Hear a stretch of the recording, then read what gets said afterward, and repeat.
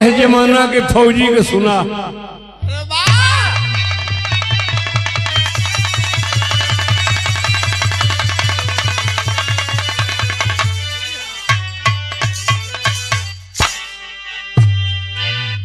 एक बात झूठ न बोला, सही कहलन। रामदेव भैया हमसे कम 50 लाख में विराग गौलन। भैया बेचन जी भी गौलन, आप भी गौला। वो इतिहास का बात रहा। और ये बात जौन हो हमहू और प्यारे लाल भैया कबीर जी, इनकर माता पिता, हमार पूरा परिवार हम लोग दर्शन करे वैष्णो देवी गए ली। थानापुर का रहने वाला शहीद खान मुसलमान फौजी और हमारे फुआ का नाती तारगांव मारूपुर के पास में रामकिशन यादव कभी जी साथ में रहलन। कल चाचा जाइएगा मत, हम फौजी जवान हैं।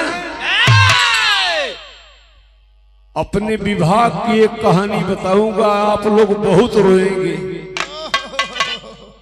कबीर जी के साथ हम लोग 12 लोग रहे। हमने पूछा कि भैया कोई काफी किताब है? कहना कोनो किताब ना हो, हमान के परिवार को दुख हो। यह जम्मू स्टेशन ड्यूटी हो पहलगांव। जब ले किताब आने जा तब ले दिल्ली चल जाइबा लोग। एक कहानी के वह बदौलन हमारे प्यारे लाल भैया जम्मू से दिल्ली आओ तो 2 बिरहा लिखल। एक बिरहा का लोग फरमाई करते कि एक आना में एक बात गईबा कि ना, तो दोनों लिख देना दिल्ली आवत आवत। बुढ़िया वैसनो रहल, हम जो सुनाओ थे बुढ़िया ऐसनो रहल।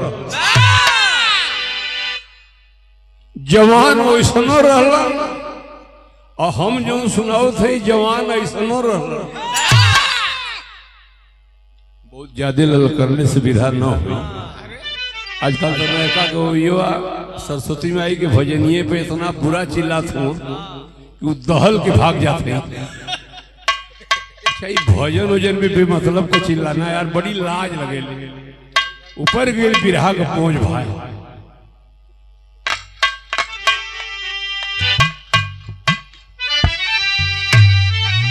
कहानी के बदल भी देते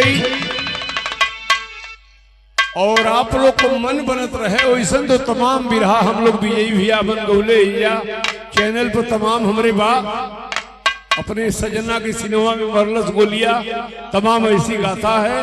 कुछ ऐसा ही सुना हूं कि आप लोग का मन बदलता रहे। आपने भूमिका लिखे हैं 4 लाइन।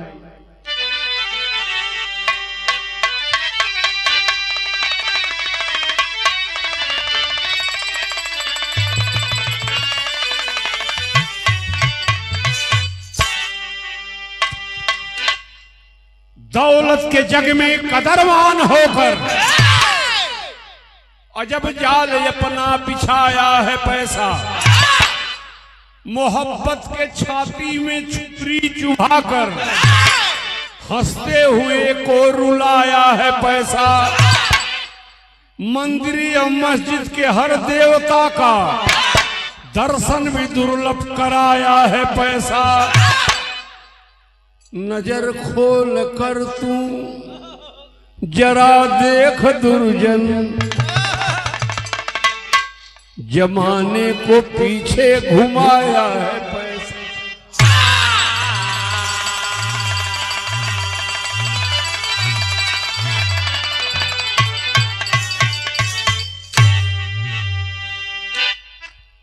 गाना तो शुरुआत यहां से बा भैया। जिस भजन में राम का नाम नहीं उस भजन को गाना ना चाहिए।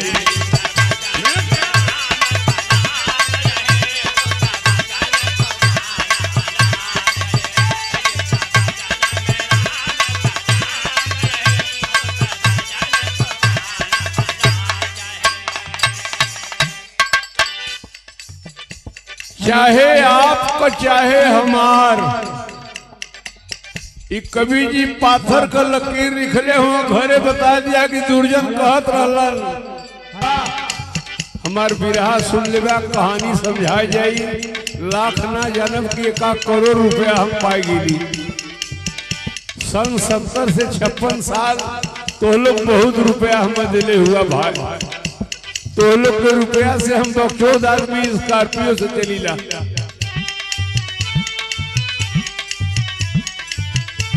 सुना, बेटा कितना हूँ प्यारा हो उसे सिर पे चढ़ाना ना चाहिए।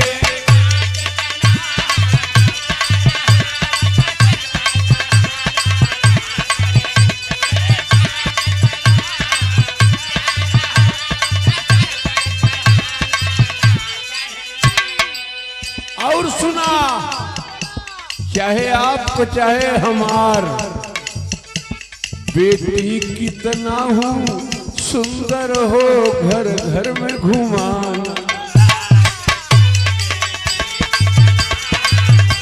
बहुत अच्छा बच्चे गा रहे हैं।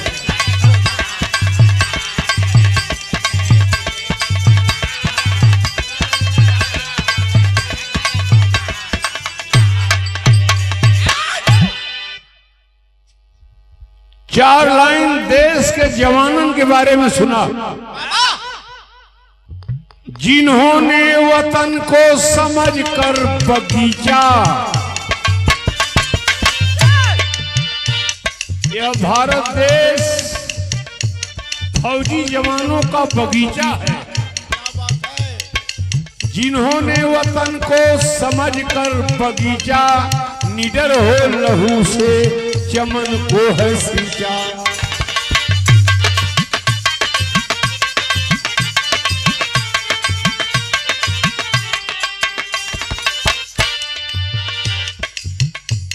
सीमा पे हमारा आपका बेटवा शहीद होलन, परिवार के सरकार रुपया दिला हो, लेकिन प्यारे लाल भैया लिखत हुन, जिनकी शहादत से मिलती नसीहत, जिनकी शहादत से मिलती नसीहत, ये पैसा चुकाएगा क्या उनकी कीमत।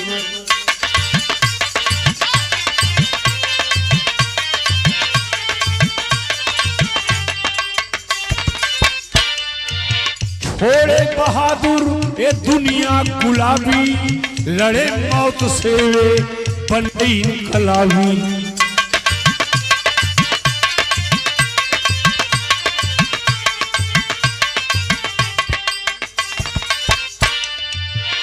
अपनी बात समझला, कहानी कहाँ कहो। मेरठ जिला पास मोदी नगर है, बागी दिलावर करमपुर में घर है।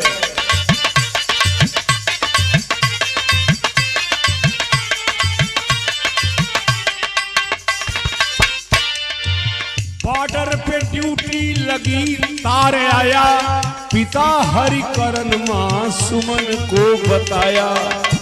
बहुत अच्छा बचा।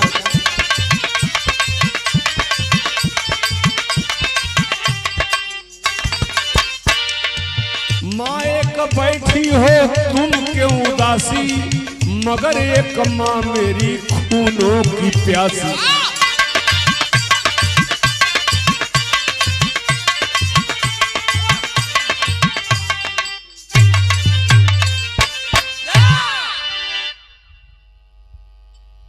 फौजी जवान का नाम दिलावर रहल, बीएसएफ का जवान रहलन, ड्यूटी बॉर्डर पर रहल।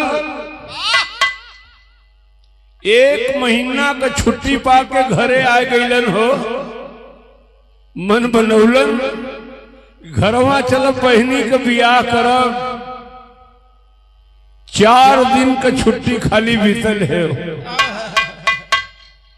सीमा से तार आ गया। दिलावर बीएसएफ के सिपाही जल्दी कारगिल में वापस चले आओ, यहाँ सीमा पे पाकिस्तानी परेशान कर रखे हैं। 26 दिन बाकी हो, यह फौजियन की जिंदगी हो भाई। मतारी से कहना रोवत हो, जौने दिन सेना में भर्ती भैली तोहरे बेटवा ना है, पूरे भारत माता का बेटवा है। अब जायदा अपनी माई से छुट्टी ले लन, अपने पिता से छुट्टी ले लन। घरवा में सिपाही के दुल्हन के नाम गीता रहा। तनी दुल्हनियों से मिल रही। फौजी जब मिले गए दुल्हन रोवत रहा, करे पगली त रोवत है। कहना यह बदे ना रोवत है कि 1 महीना कैला 4 दिन पर जात हुआ। रोए का हमार विषय है। वह कारगिल में लड़े जात हुआ, जहां से रोज रोज काठ के बक्सा में तोरे ऐसा सिपाही का नाश आवेले। नहीं दुल्हन, धुन कोनो हो अच्छे लाल, तू बजाया मत। कोनो आवारा लड़का कोनो लड़की से कहत रहला, कहतू तो रोज रोज तोरी गली ऐती जैती, तोहरा के कहती हल्लो हल्लो ये छम्मक छल्लो।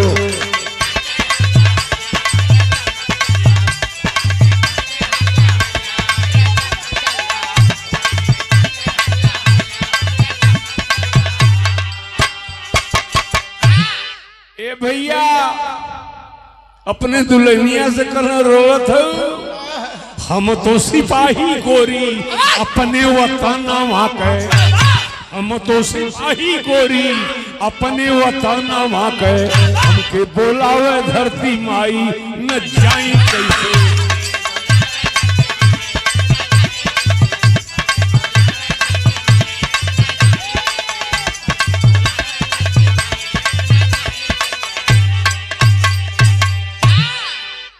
वर्दी कस के चले लगल, दुल्हन के समझावे लगल,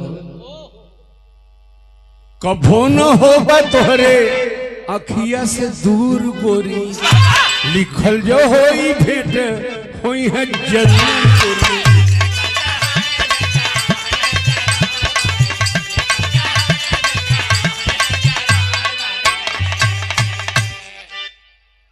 आंसू से जिनकरा विदाई न जाई कैसे।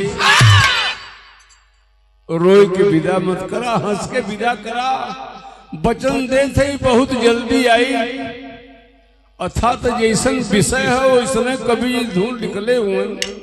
सुना अच्छे लाल भैया, स्वर तो लगाओ ना, धुन बता दे तो बजा दे बा।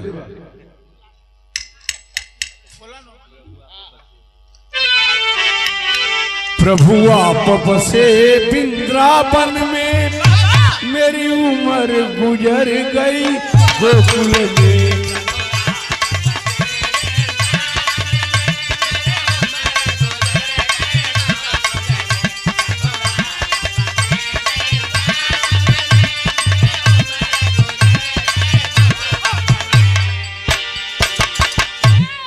धुन सुने में भाई लोग कहानी मत भुलाया।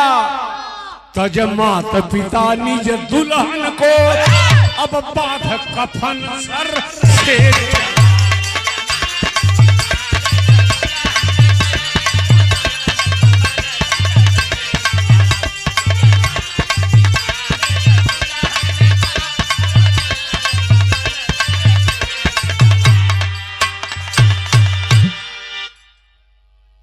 सुना है पगड़ी वाला बाबू हो, जाए के बॉर्डर पर तैनात हो गई ना, पाकिस्तानी धोखा से का कैलन, बमबारी पाकिस्तान किया।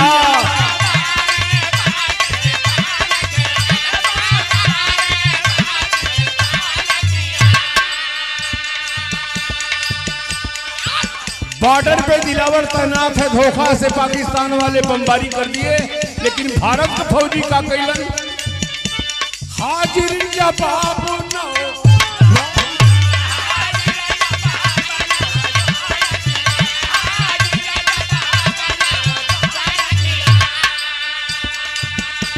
हाजिर जवाब नौजवान दिया।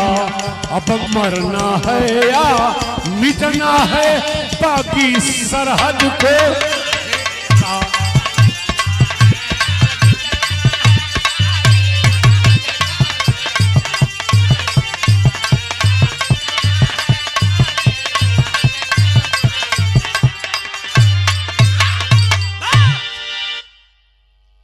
पाकिस्तान वाले सीमा पे बम का बारिश कैलन। भारत का बहादुर गोली बंदूक से जवाब देलन। कारगिल की पहाड़ी है, कारगिल की खाड़ी है। पाकिस्तानियन के भगावे में गलती यही हो गई, दिलावर फौजी भारत का जमीन छोड़ के भुला के पाकिस्तान के जमीन में चल गई। घरे कहने की रोया मत, दुल्हन बहुत जल्दी आई। जब पाकिस्तान की जमीन में चल गई ना, अच्छे लाल पूरा पर्दा बढ़ा।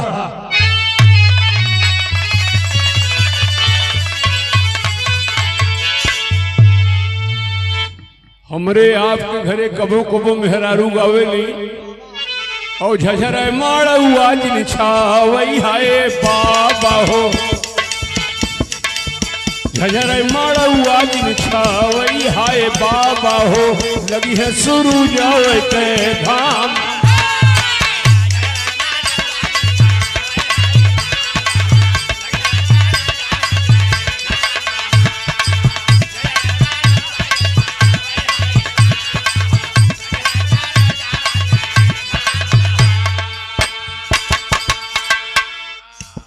तर्ज छोड़ा ध्यान वही दा। पाकिस्तान के सरहद में भारत का सिपाही चला गया साथी। और कितना दिन बीतल सुना, दिनवा महीनवा बीतल बीतल बरिसवा हो। दिनवा महीनवा बीतल बीतल बरिसवा हो। बीत गयल दुई साल।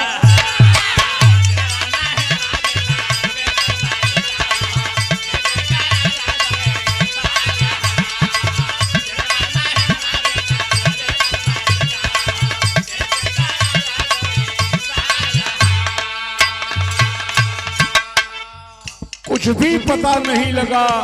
बाप दादा एक कहावत कहले हुआ, भाई अंडस मत बनाया। ये दुनिया में मुगल बर्दाश्त हो जाला हो, लेकिन हेरायत ना बर्दाश्त हो। झरझर वाली घरे बुढ़िया मतरिया हो। काहे न अइले हमरे लाल।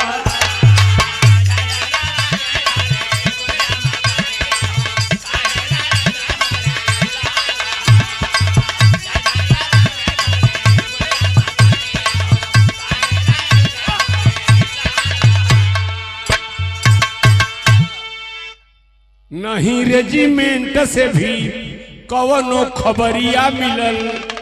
बीत गयल 2 साल हो। 2 साल के दिन गायब हो गए। दिलावर फौजी का पता नहीं लगा। जो दुल्हनी से कहने की गीता मत रोए, बहुत जल्दी आई। भारत सरकार खोजबीन में लगल बा, फौजी का पता नहीं लगा साथी। 2 साल के बाद भारत सरकार लाचार होके दिलावर सिपाही के घर खबर भिजवा दिया। दुख के साथ सूचित करना पड़ रहा है, बीएसएफ का बहादुर सिपाही दिलावर पाकिस्तानियों से लड़ते हुए सीमा से लापता हो गया।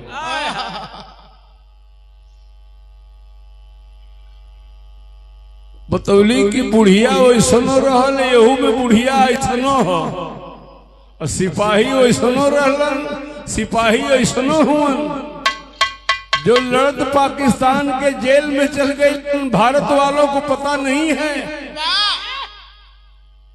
एक दिन सिपाही का माई सिपाही के बाबू से कहली कि लड़कवा तो हमारा लापता हो गई। भारत सरकार भी बता दिलस कारगिल में बर्फ पड़ता है, बर्फ की खाड़ी है, बर्फ की पहाड़ी है। कभो अगर हमारे लड़कवा का लाश मिल जाई तो जैसन गाना वैसन धुन यहाँ हो। धुन बताई का हो, घेरा मत बच्चा भाई में गावे दिया मिजाज में है। तूने या जबर रचा भगवान खिलौना माटी का।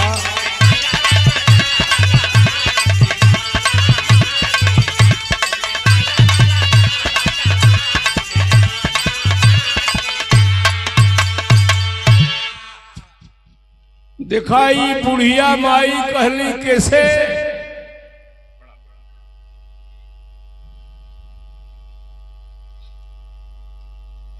1000 रुपए का पुरस्कार।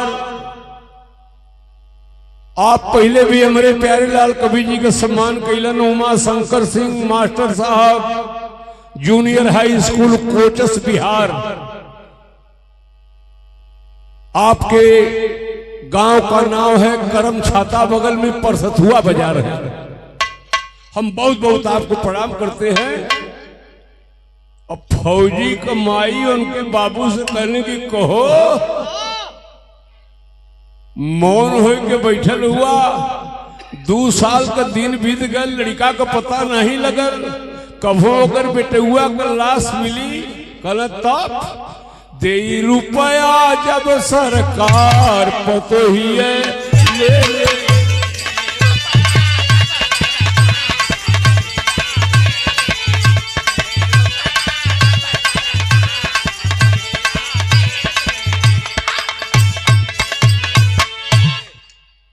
दस लाख रुपया सरकार दे अगर लाश कभो मिल जाई ले के। ये हमारे गीतवा पतो ले। अच्छा वो लड़की का 200 केहू के बेटी है और सिपाही के दुल्ही ने सुनत जब से कुल कछड़ना घरवा से जाई।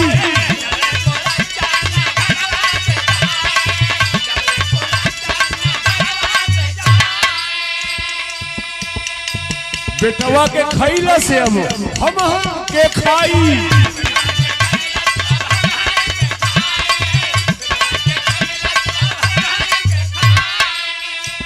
मोरे बेटवा के अधिकार हिया ले ले।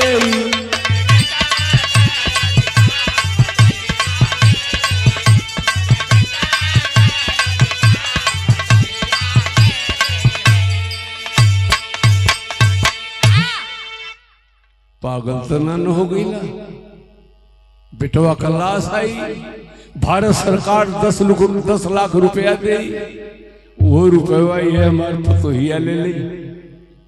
सुनत रहल और रोवे लगल। तनी एक पर्दा बड़ी खाया।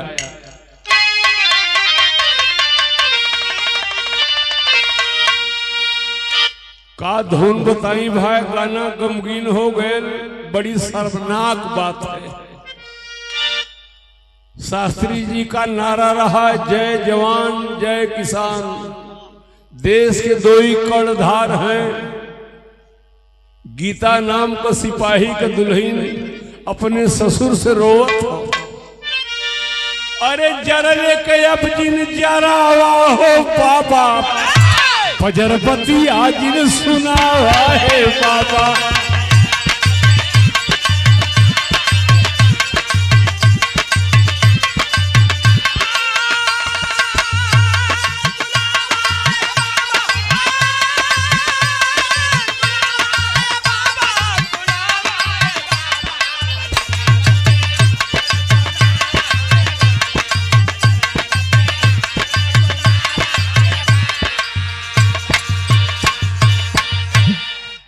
हमारे पिता हमारे ससुर हैं। 10 लाख में 1 पैसा न चाहिए। हमार दोस्त का हो धोवल बने नाही, पहिरन से नूरवा बलू दे लिया के।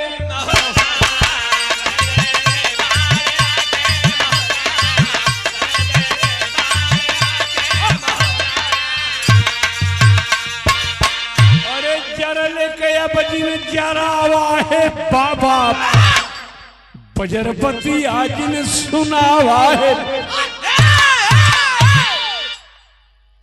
1000 रुपए पुनः आए हैं प्रधान जी नकुल यादव जी। हम आपके पूरे परिवार को प्रणाम करते हैं। कहानी मत भुलाया भाई, वो अंग्रेजी जमाना के फौजी के बात रहल, यह जमाना के सिपाही के बात बतावत है। पढ़ी लिखी लड़की बड़ी ऊंची बात अपने ससुर को बता रही है। आप हमारे पिता हैं, ससुर हैं, बिन खुशबू बेकार फूल है। प्यारे भैया हम कुछ ना गाइला, तू ऐसने लिख देला कि लोग सुन लेला। हम का गाई, हमार का औकात। बिन खुशबू बेकार फूल है, बेकदर नदी बिन वारी का। बिना पुरुष जगत के अंदर कौन कदर है नारी का। बन के निर्दयी सास ससुर गीता को मार कर खपा दिए।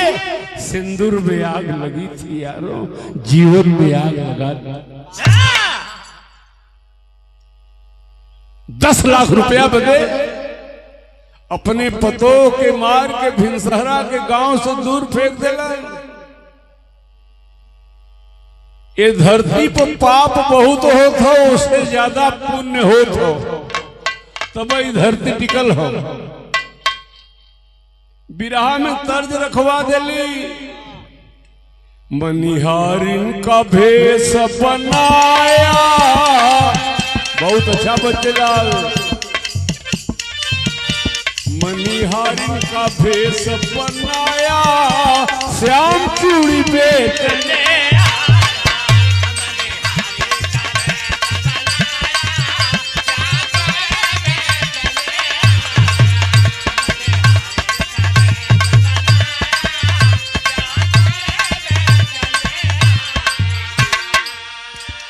तर्ज छोड़ दा, कहनिया मत भुलाया।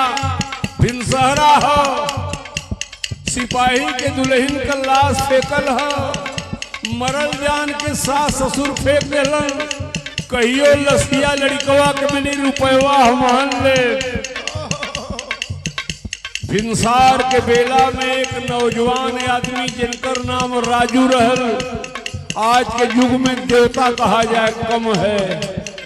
स्कूटर से बाजार जात रहलन, स्कूटर का जोर ही लाश पर पड़ गए। भिनसहरा के देखलन, यार यह तो नौजवान लड़की है, लेकिन अब ही एकर दम चलत है। राजू उठा के हॉस्पिटल ले गईलन। समय बीतल, सिपाही की दुल्हन होश में आ गई। तब पूछे लगलन, कहाँ की रहने वाली है, तेरी हालत कौन बनाया। कलश भैया, बचपन में माता पिता हमारे मर गए। जैसे बगल में हमारे नकुल प्रधान जी बैठे हैं, माता पिता मर गए, अनाथ रहली। गांव के प्रधान जी पूरे गांव से चंदा लगा के हमार बियाह कैलन। एक फौजी सिपाही के दुल्हन है, अब घर का करवा लेके हमार केहू ना हो। कले अरे बहनी, तोर केहू ना हो, हम तोर भाई है, हमारे घरे चल। तो कवि जी लिखलन का, जेकर भैया हो कुंवर कन्हैया, कैसे डूबी बहिन।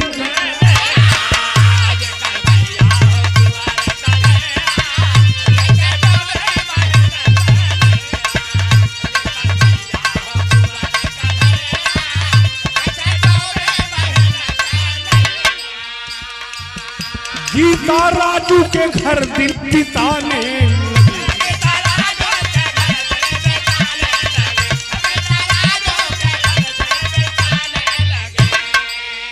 अपने मन ही मन धीरज बनाने लगी।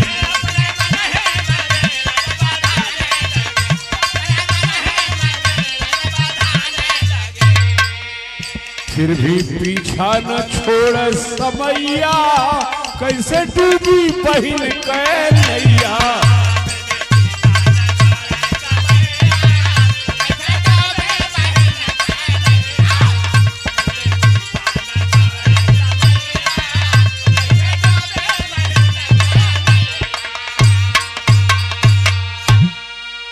₹1000 नकुल बाबू प्रधान जी और 100 रुपये कवि परिवार से है। हम आप सबको प्रणाम करते हैं साथी। बिरहा अपन वहां पहुंचा दिले है कि धर्म को बहिन बनाए के राजू घरे लिए अलन। बढ़िया से दिन बीते लगल। का विधि का विधान होला हो। एक रोज स्कूटर से राजू बाजार जा रहा था।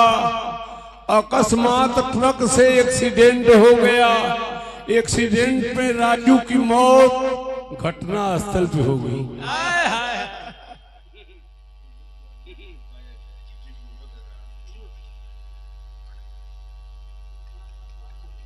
अखाड़ा दिल मोहम्मद गुरु, आप श्रीमान शोभित यादव गायक जी, हम बहुत बहुत प्रणाम करते हैं।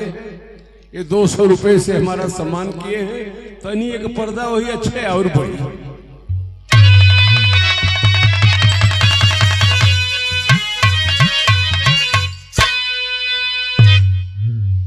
जेके भाई मरले रहने, भाई को मौत हो गई। कुछ दिन बीतल, घरवा वाला मेहना मारे। घरे में 4 आदमी 4 मेल को होलन। अभी बतियावे लगलन कि यार एक नौजवान लड़की है, धर्म को भैया बनौलन, अपने भगवान के प्यारा हो गईलन। एकर शादी विवाह करल जाए, ओहू में दौलत लगी। आई कहाँ का बवाल घर में टिका दिलस। ये बतिया के रोज सुने कि जौन विपत हमारे ससुर के कपारे रहल सास के, यहाँ भी पैसे का मसला फसल तय कैलस। नहीं रहूंगी, मेरा भैया नहीं रहा, कहां जाऊंगी, किधर जाऊंगी पता नहीं। एक दिन फौजी सिपाही के दुल्हन सुतली रात में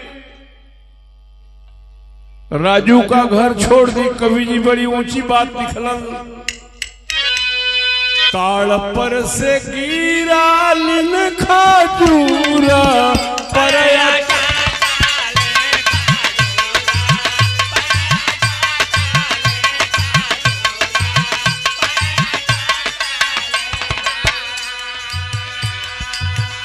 टूटल खजूरा कटालन हो रहा।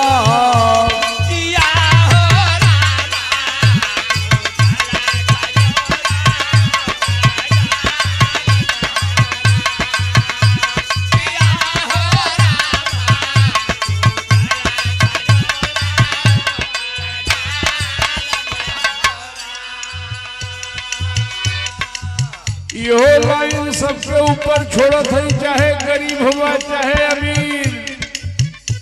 जैसे रूठी जाई यहाँ जगाता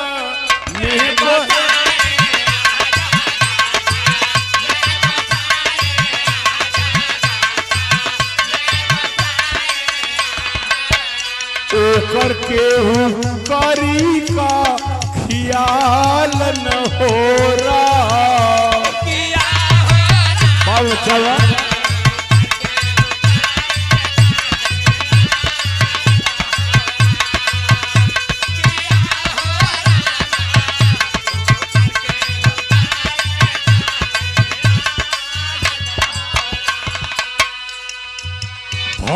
भटक गीता आईली दिल्ली के साथ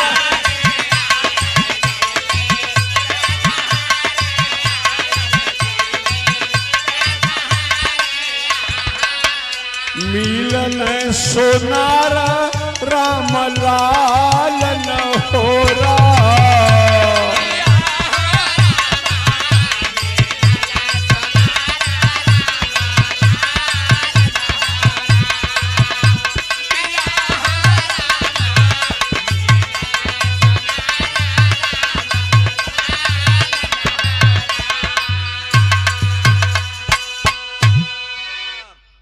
पूरा परिवार सुत गए भाई।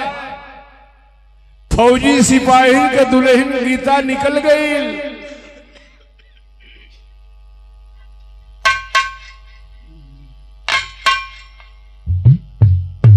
कोचस बिहार से बाबू उमा शंकर सिंह मास्टर साहब ये 500 रुपया हमारे पार्टी वालों को दिए हैं। हम आपको प्रणाम करते हैं। भिनसहरा के टाइम में दिल्ली शहर में पहुंचल, कैसे पहुंचल? भीख मांगत पहुंचल। रामलाल सेठ से मुलाकात भई। रामलाल सेठ दिल्ली का धनवान आदमी, उम्र 50 साल। बाबू भिखमंगिया की रोटी देदा बाबू। कौन है, कहां की रहने वाली है? कलश अगर कहानी बताई बर्दाश्त आपसे ना हुई। राती का बचल खाना सिपाही के दुल्हन के रामलाल सेठ दहलन, पानी पियौलन। एक अर्जी कैलस कि आप धनवान आदमी हैं, हम भीख मांगने वाली हूं। आपके घर में कोई मजदूरी का काम हम मिल जाए, एवज में खाली हमें भोजन चाहिए। अब हमारी दुनिया में केहू हो ना। कोई बात नहीं है, हमारी औरत मर चुकी है, मेरे पास बच्चा भी नहीं है, मैं तन्हा अकेला हूँ, जरूर धनवान आदमी हूँ। नौकर चाकर सारा कारोबार देखते हैं, सोने चांदी की दुकान देखते हैं। अगर तू दिल्ली रहेगी हमारे पास, हमारे भोजन बनाने पड़ेंगे, कपड़े साफ करने पड़ेंगे, बर्तन धोने पड़ेंगे। कलश बाबू मंजूर। सहारा तो मिल गया। कवि जी बिरहा का टेरी लिखत हुआ।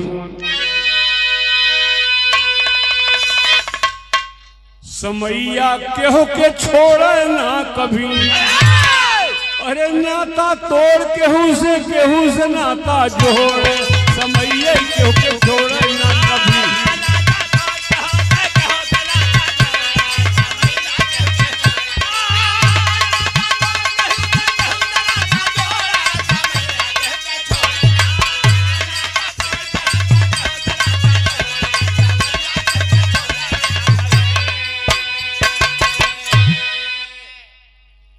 दिल्ली में बहुत मेहनत ईमानदारी से सेठ जी का मजूरी करे लगल।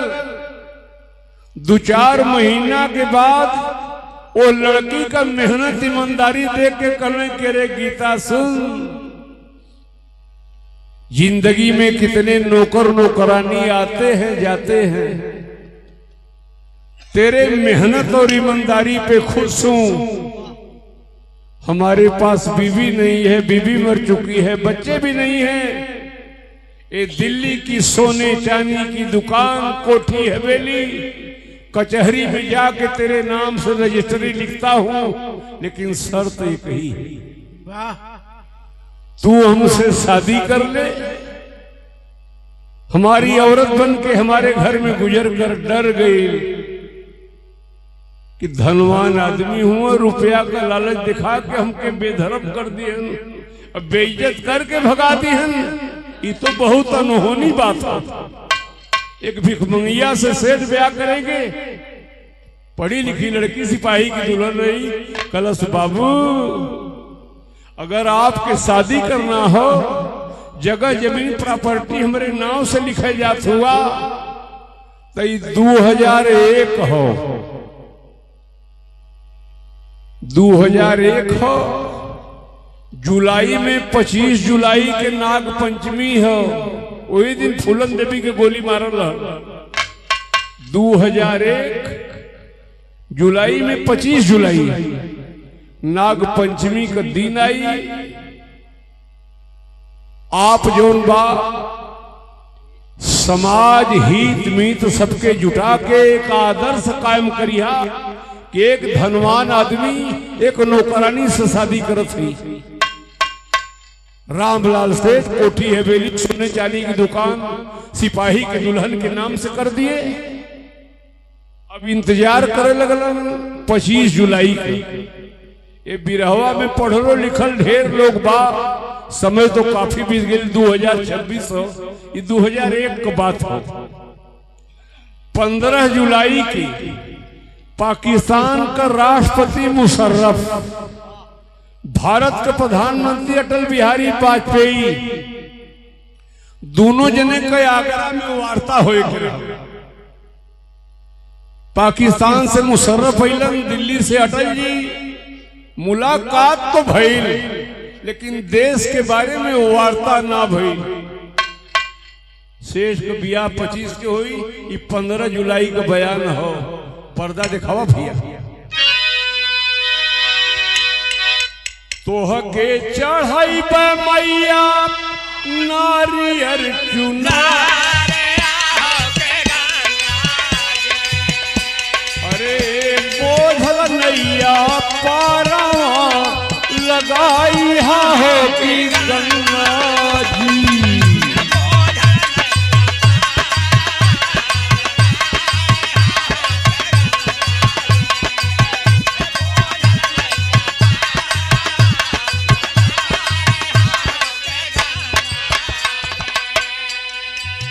2015 जुलाई रही साथी, ये और मुशर्रफ जबकि अइल हिंदुस्तान हो मिलनवा भइल। अरे गाई ने लौट के पाकिस्तान हो,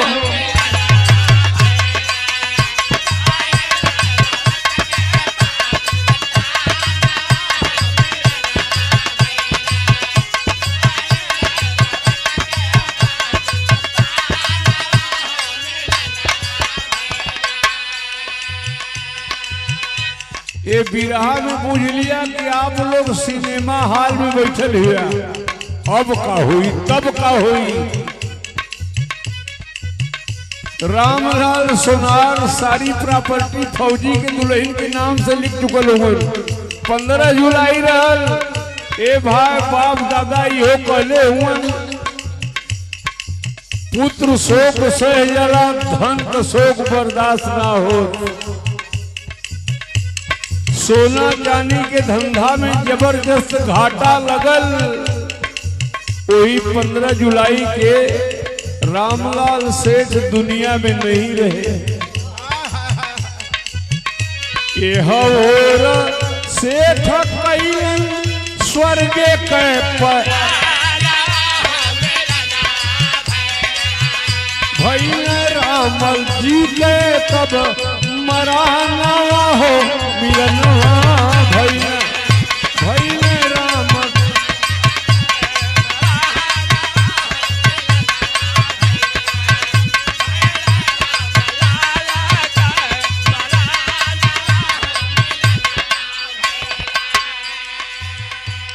पंद्रह जुलाई को रामलाल सेठ नहीं रहे। अगर जिंदा होते 25 जुलाई को सिपाही के दुल्हन से विवाह करते। का मालिक का मर्जी होला हो। अब सुनला ना विजय भैया सुनौलन, एक नाचने वाली कोठी की बुढ़िया अपने बेटवा के गोली मरलस। ए भाई सेठ की मौत हो गई। पाकिस्तान का जेल काट रहा है दिलावर। है मालिक कौन घात लगौला? घटवा लगा के अइलन फौजी हो जवा। अरे आईने घर दिलावर नौजवान।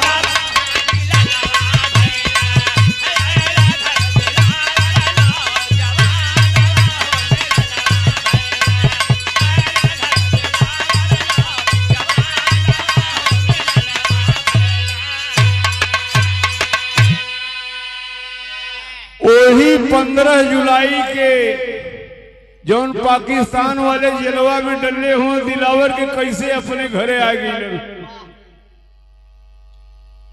माई से पूछलन, माता जी पिताजी हमारी दुल्हन गीता कहाँ है? बनावटी रोए लगल बेटा। उ पतो ना रहल लक्ष्मी रहल बेटा। तोरे हेरैले का खबर भारत सरकार देहलस, रोत रोत मर गई बेटा। सबही से पूछे बार बार बागी शेरवा, और कहाँ बाटी तू लही हमार बागी शेरवा।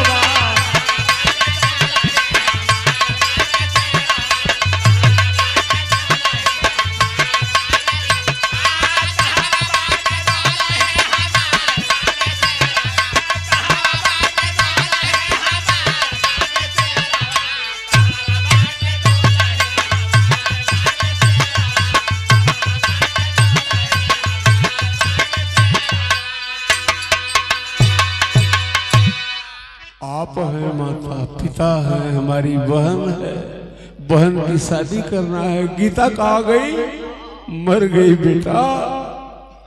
माई बाबू कहला गीता गई नहीं, पागल आई हो। अरे बान लगल सुन के जवान गई न छटपटाई।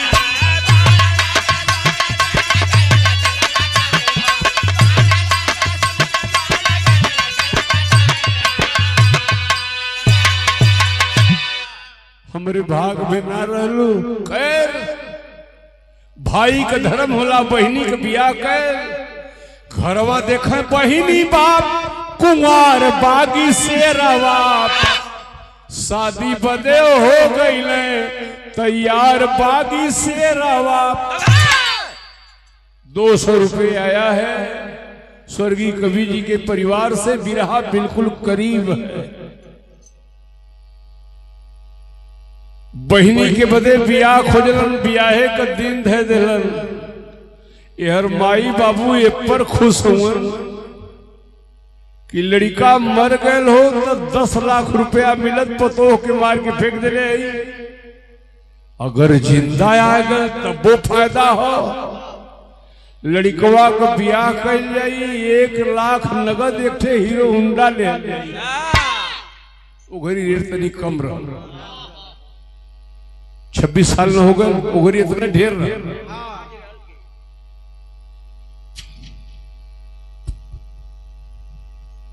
पर्दा पूरा बढ़ावा था। सुना सुना एक लालच घरवा कलो का दिल में कई ने रे भैया। शहादत में रुपया खूब दे सरका।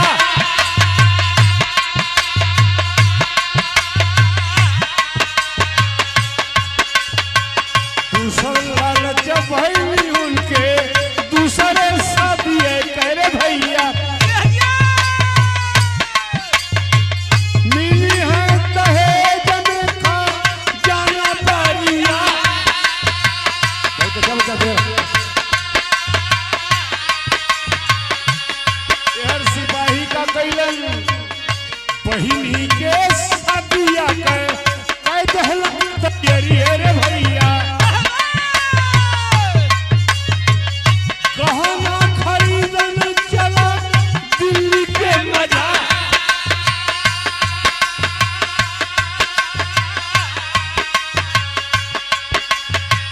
घूमत घूमत दीमा के तू कनिया पैल रे भैया। कुछ पड़ल उधार नहीं देला तू कंधा।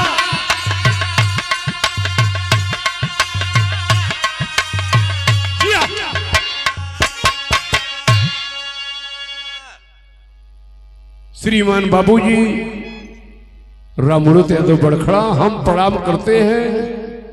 बहिनी के बियाह का दिन धैलन, बहिनी के गहना ले दिल्ली में गईलन। 6000 रुपया घट गए। दुकानदार से कहने कि भैया हम सीमा का सिपाही है, फौजी जवान है, हमारे बहिनी का बियाह हो। 6000 रुपया उधार रखला। नौकरी का परिचय पत्र कागज अपन हम जमा कर देते। बियाह कह के आई बाप को पैसा दे दे। गजब हो गए हो।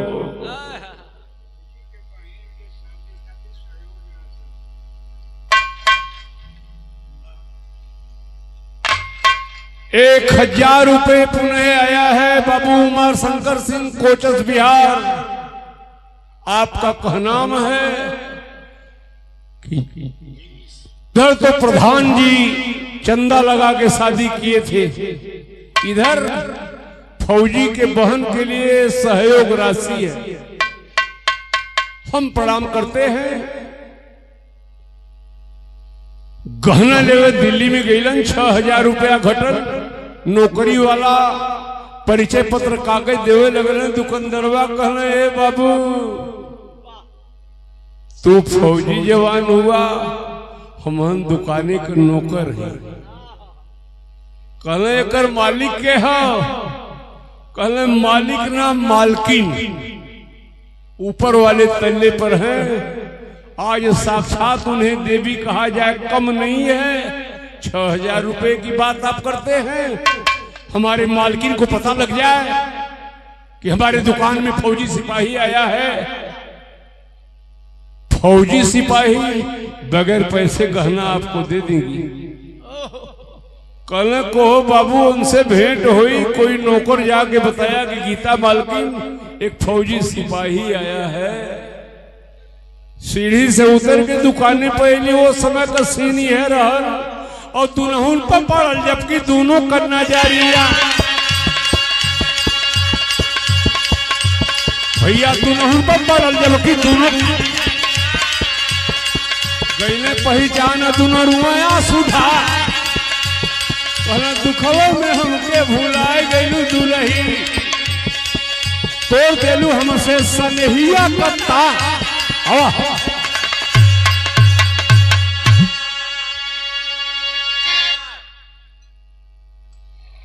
करे पगली, कमीना पाकिस्तानी जेल में डाल दिए, रोटी नमक तक खाने को नहीं दिए, कोड़े की मार मारे।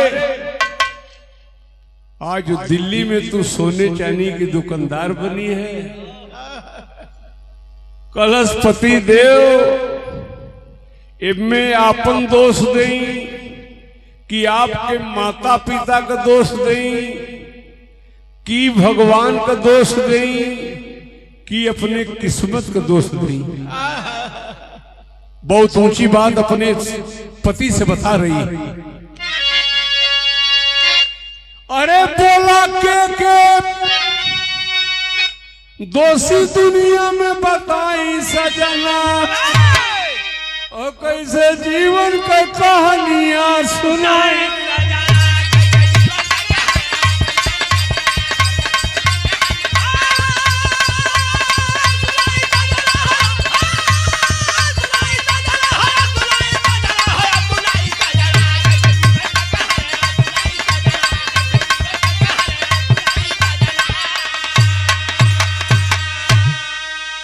सीमा पे जाके गईला हमके भुलाई, अम्मा और बाबा देहने मार के भगाई।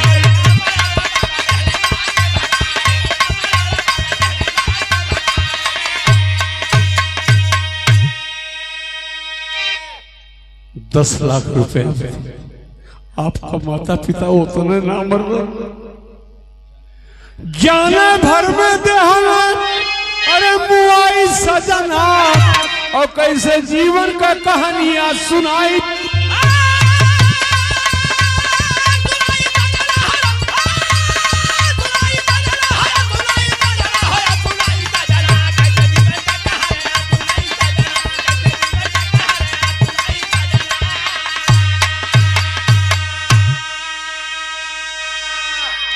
हमार पति हुआ, हमके जान से मार देवा, हमार मुक्ति बन जाई।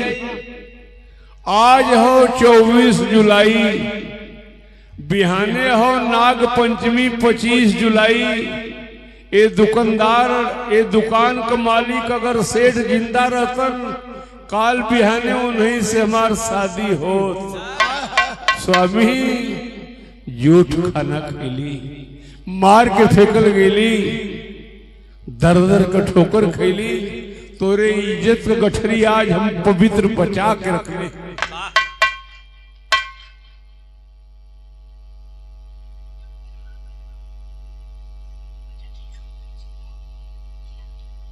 श्रीमान गुरुजी स्वर्गीय लक्ष्मीराम गुरुजी के आप शिष्य हैं, आपका नाम भी लक्ष्मीराम है।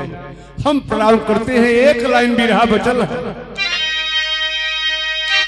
और एक दिन बाकी हो पचैया त्योहारवा और डूबत डूबत नैया हमारो लग गई किनारा।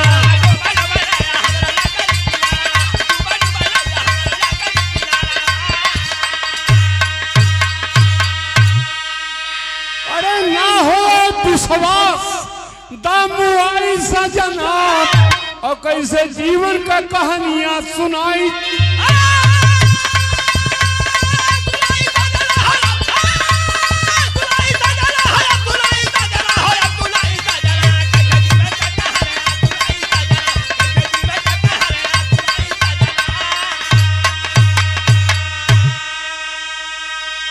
फौजी बहादुर दिलावर दिल्ली से दुल्हन को साथ लिया है, घर में माता पिता के पास आया है, बारात मंगवा के बहन की शादी किया है, सुबह में बहन को विदा किया है और विदा करते समय माता पिता से यही कहा है कि माता पिता क्षमा करना। 10 लाख रुपया के लिए अगर पतोहू मुआई के फेंक सकला तो बहन हमार ससुरे जाता, हमन दोनों परानी जिंदगी भर बदे जाती। यह बदे कि रुपया बदे अगर पतोह मौला तो हमरे हिस्सा का 10 बीघा जमीन, कोठी, हवेली, पंपिंग सेट, कुआं लेके मालूम माल हो जीवा। बहन ससुराल गई, सिपाही दुल्हन को लेकर दिल्ली आया, साथी 26 बरस का समय गुजरा है। आज मैं नहीं बता पाऊंगा कि वह दुकान है कि नहीं है, गीता है कि नहीं है, सिपाही ड्यूटी पे है कि रिटायर है। यही वजह कवि जी शुरुआत में लिखले रहना, दौलत के जग में कदरवान होकर अजब जाल अपना बिछाया है पैसा, मोहब्बत के छाती में छुरी चुभाकर हंसते हुए को रुलाया है पैसा। मंदिर और मस्जिद के हर देवता का दर्शन भी दुर्लभ कराया है पैसा। नजर खोल कर तू जरा देख दुर्जन, जमाने को पीछे घुमाया है।